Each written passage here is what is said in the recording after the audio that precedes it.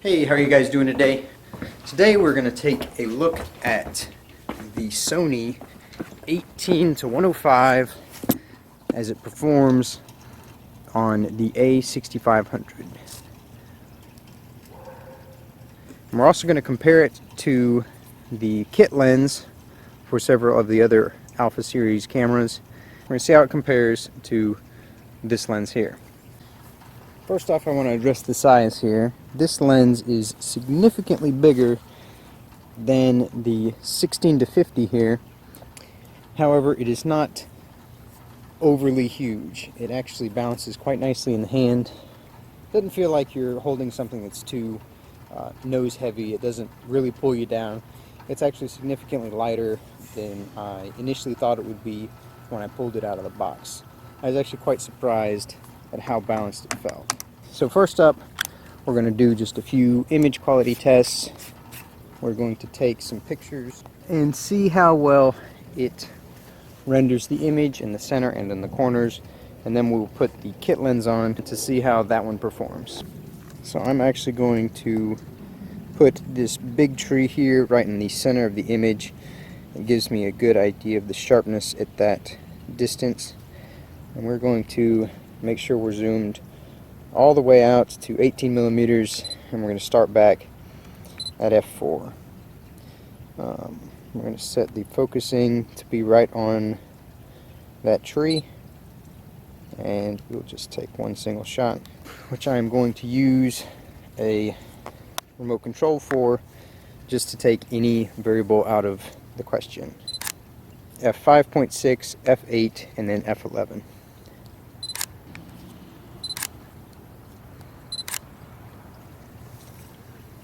Alright, now we're going to do the same at 50 millimeters.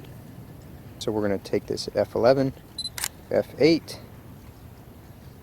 and f5.6. Okay, now we're going to switch out lenses and do the exact same run through on the kit lens. Right, we've got the kit lens on there now.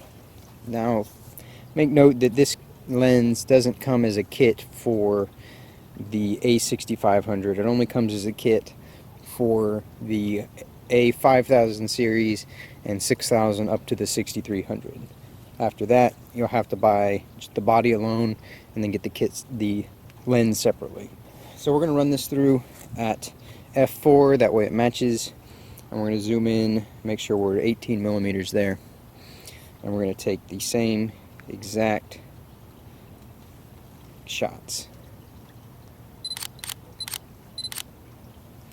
Now we're going to zoom this as far in as it will go. So we're going to run this backwards now, f11 down through f5.6, because that's as far as this one will go when it's zoomed all the way in. Alright, let's check out how these images compare to one another here in Lightroom. Sorry that this is only in 1080p. I couldn't find a screen recorder or a screen that was in 4K to do this on. So what we've got here is everything in red is the 18-105, as we can verify. Let's see, 18-105 right there.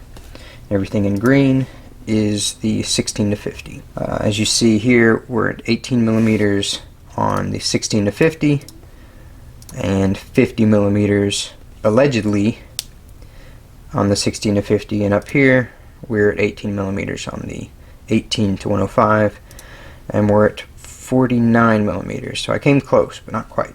Let's start with it wide open and the widest focal length we can get. So we'll just go ahead and compare those two together. Okay, we have got, okay, this one here is the green, okay, green and red. There we go. And right off the bat, it looks, this is up here in this upper area, it looks as if the 16-50 is really holding its own. Let's go over here towards the corner and see. First of all, the 16-50's 18 millimeters looks like it is actually a good bit wider than an actual 18 millimeters.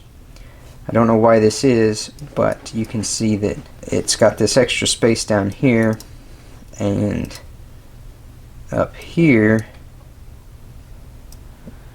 it's got this extra space up here. So I don't know how wide this is actually, but there was the same difference between the full frame FE 50mm prime and this 16 to 50. So it may be like a 14 to 45. I don't exactly know, but it's been wider than anything else at any given focal length. So anyways, back to the comparison. Let's go up to the corner here and see how it's doing. Neither of them are very good. It looks like this one is a little bit blurrier here. So the corners, the 18 to 105 wins. In the middle, upper middle area here, I'd say it's either a tie or the 16 to 50 wins. And then right here in the smack dab center, I think that it's too close to call. But I believe that the 16 to 50 is stopped down to f4, while this one here is wide open, which may make that difference. I'm not sure. Moving right along. At f5.6, it looks like the 18 to 105 is a clear winner here as far as the clarity and these leaves go. Moving further into the corner, this is much smearier than this is over here. Going back to the center, there might be a little bit more clarity here in this little bush here, but let's go ahead and jump on down to f8, which I'd say on this one the bark on the tree here looks clearer than the 16 to 50. Up in the corners, the 18 to 105 wins again. And however, the upper middle area here, I think I'm going to give this one to the 16 to 50. It just looks more contrasty, more clear. That might be because the sun went down a little further, but let's move on. This is now f11. At f11, I'm going to give the top center to the 16 to 50 again, and over in the corners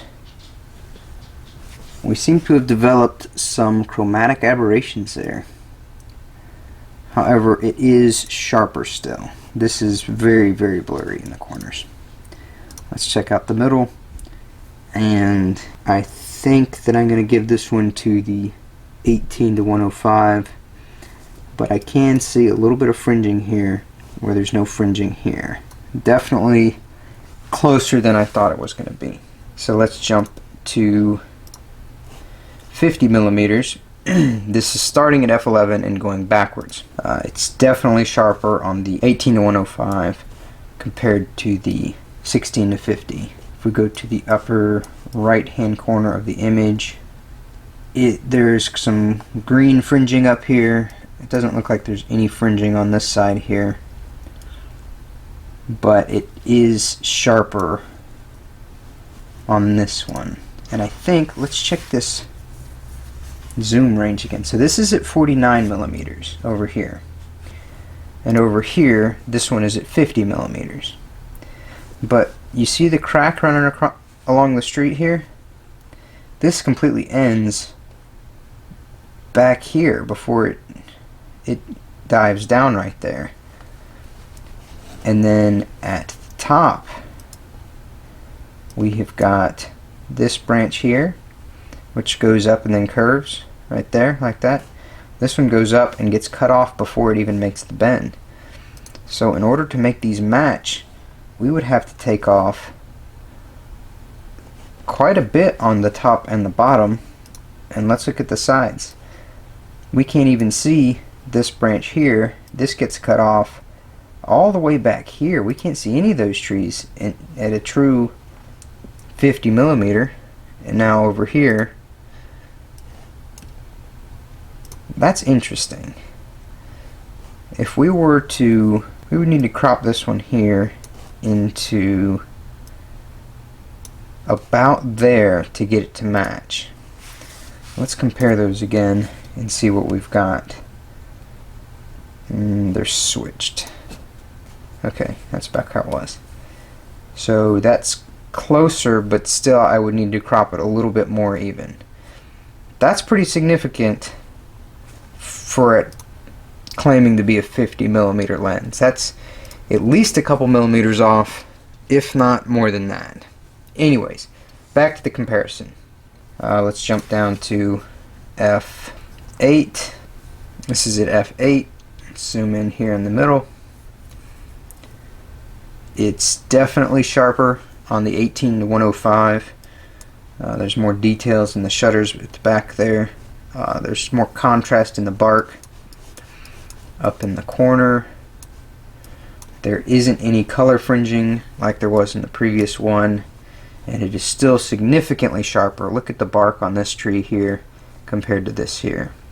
So this is a lot better in the corners than the kit lens is. Let's check out this little bush here.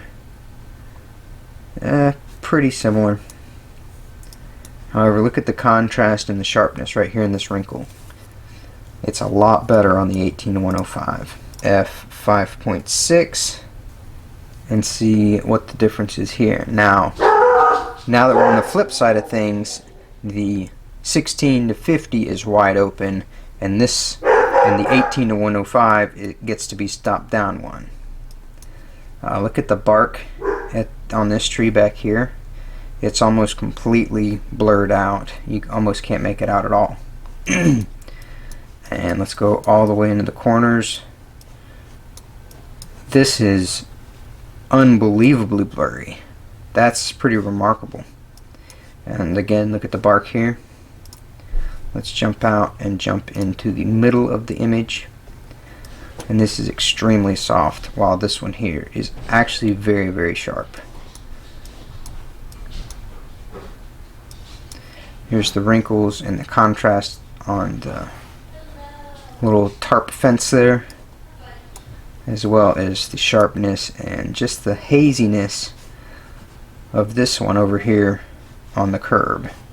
Okay, now we are in camera with the 16-50mm lens, and we're going to see what kind of noise we get when we use the power zoom function, as well as total zoom capability.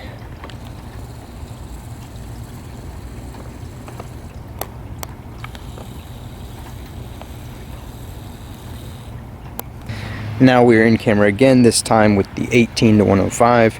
This will also be a zoom noise test as well as a total zoom range test.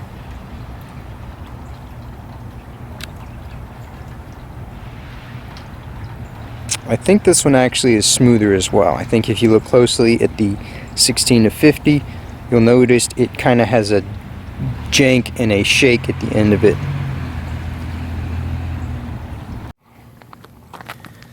Alright, now we're over here doing a close focus test. Now, the way it's set up right now is the absolute minimum focus it will do. But there's something interesting about this lens that's kind of different and kind of weird, and you may want to know it before trying the lens out for yourself and being confused, because it really kind of confused me. So what we're focusing on right now is this grass right here, and here it is in camera. Okay, we are at 80. What you want to do is get right at 80 or 79-ish millimeters. And we're going to go ahead and change this to manual focus, so it shows you what's in focus. This is as close as it will focus. I'm turning the ring, and that's where it's staying.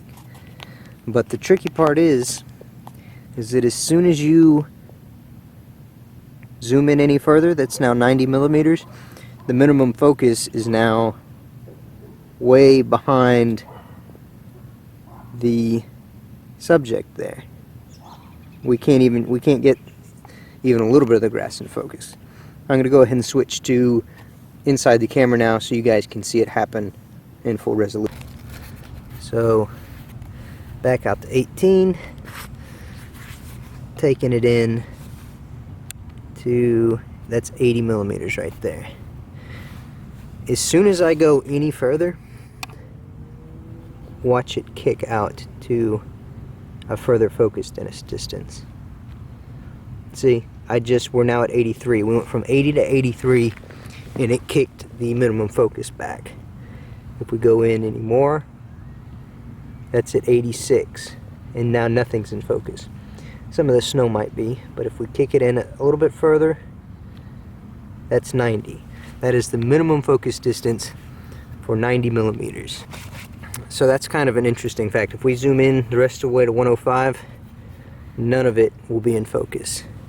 I'm going to switch back over to my other camera here so you guys can see the difference between minimum focus and what is full distance. Here is the minimum focus setup here. We've got the camera, we've got the grass, and that's the black stick back there. So this distance here is the minimum focus at 80 millimeters. At 80 or at 89, 90 millimeters, the minimum focus is this black stick back here. At 105 millimeters, it's even further back than that. So you will get your best macro with this lens at 80 millimeters. And I'll actually get this in focus at 80 millimeters, and I'll get it in focus at 105 millimeters to let you guys get an idea of the difference in macro between full zoom and half zoom. So this is at 80 millimeters, and we'll back this up and zoom in to 105. And that is the minimum focus at 105. So there's a pretty huge difference between the two as far as your total macro goes.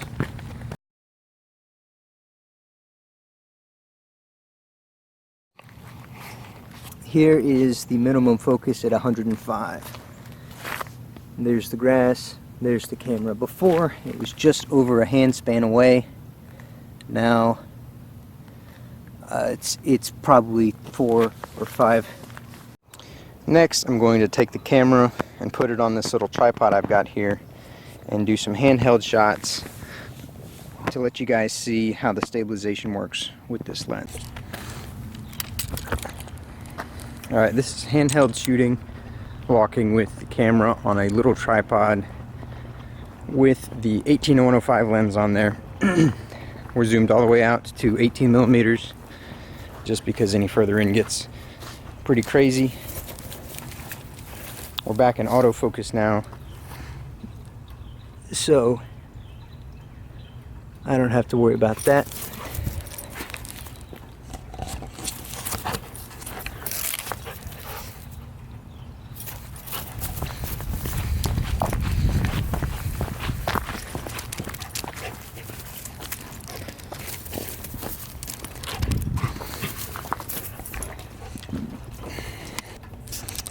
Okay, the rest of the handheld was done at f5.6. This I changed back to f4 so you could get an idea of separation at arm's length, as well as walking around taking a selfie video and what the perspective you'll get at arm's length. This lens is a little overkill for doing this vlogging kind of style here. It's quite big and could probably get pretty heavy pretty quickly at this distance.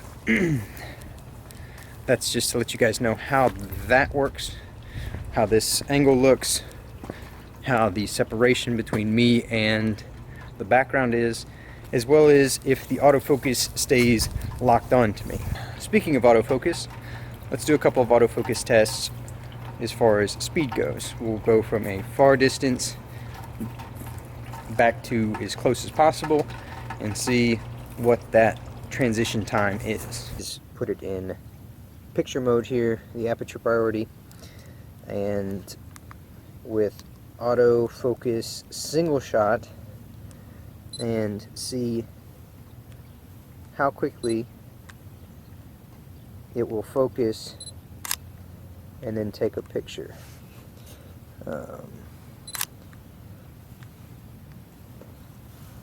I don't know if it tries to find focus after I tap it.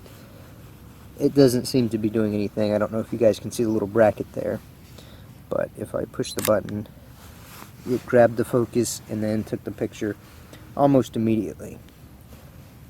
See, my brackets are over here, but it is not racking focus right now. It's not changing the focus at all. So I'm going to push the button here and just let it focus and take a picture. It's almost just as fast as if it was already focused there. I'm going to do one with it already focused there. I guess there's a slight difference, but there's just not much at all. It's incredibly fast. I would say it's just as fast with it being focused there as if it wasn't focused there. There might be a difference. I'll take a good hard look at it in post and see if I can tell a difference at all. So in the end, it's kind of tough to make a call as to whether you should invest in this lens.